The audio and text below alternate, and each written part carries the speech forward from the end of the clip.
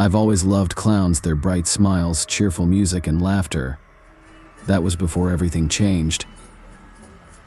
A few weeks ago, while taking a long walk to clear my mind, I stumbled upon a dilapidated circus tent on the outskirts of town.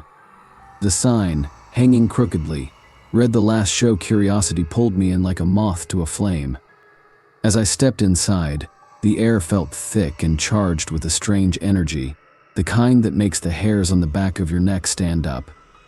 The tent was empty, yet a distant sound of a calliope echoed in my mind, an eerie melody that seemed to weave through the fabric of the place. I wandered deeper, feeling an unsettling sense of familiarity. The faded clown posters lining the walls seemed to leer at me, their painted smiles twisted and grotesque.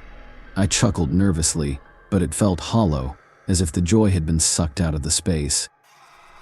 Suddenly, a voice boomed from the shadows. "Welcome. Welcome." A figure emerged, draped in tattered clothes, face obscured by layers of paint and grease. "I am Giggles, the last clown of the Grand Lunatic Circus." His smile was too wide, stretching unnaturally across his face, his eyes glinting with something dark. "What happened to the circus?" I asked, trying to mask my unease. He laughed, a deep, unsettling sound that echoed through the tent. "They left me. They didn't understand the art, the beauty of laughter. But I won't be alone anymore." His madness shone through, and a chill crept down my spine. I turned to leave, but the entrance had vanished, replaced by a wall of thick, black canvas. Panic surged through me. "Let me out," I shouted, but my voice was swallowed by silence. Giggles danced closer, his movements jerky and exaggerated. "You don't want to leave yet. The show is just beginning." He produced a series of balloons, each twisted into grotesque shapes, some resembling crying faces, others with sinister grins. "Choose one." "Dow." I shook my head, backing away until I felt the rough canvas behind me. "No, I just want to go home." With a flick of his wrist, the balloons popped one by one, each explosion accompanied by screams that echoed in my mind. My heart raced as I watched the clown's expression morph from joy to fury. "You'll regret that. No one leaves the show without their final act." In an instant, shadows twisted around me, and I was surrounded by a chorus of whispers, lost souls trapped within the tent. They begged for release, their voices melding into a cacophony of despair. Giggles loomed over me, his face inches from mine, paint cracking like a shattered mirror. "Join us, Alice. Become part of the laughter forever." Feeling the pull of the shadows, I was filled with primal fear.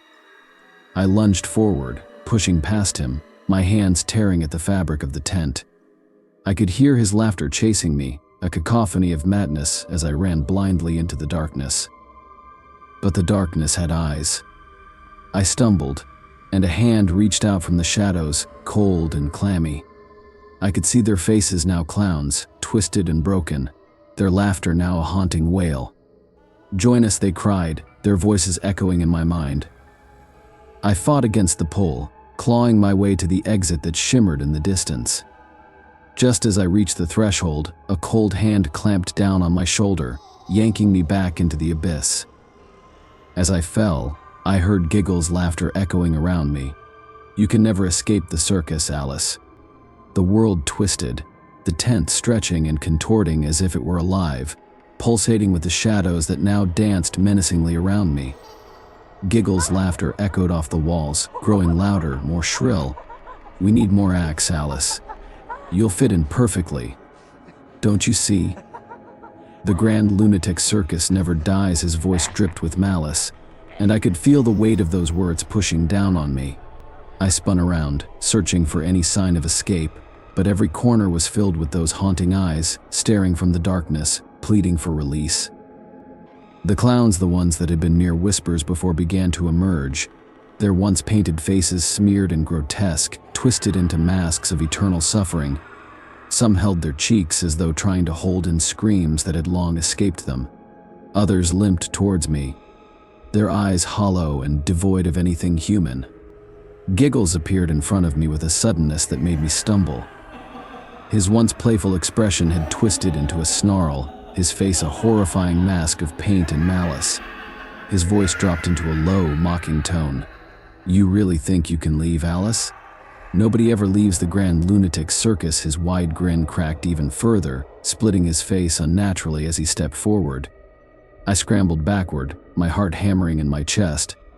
Cold hands wrapped around my arms, tugging me toward them as Giggles closed in, his eyes glittering with something darker than madness. "I'm not like them," I screamed, kicking and thrashing, trying to break free from the suffocating grip of the shadows.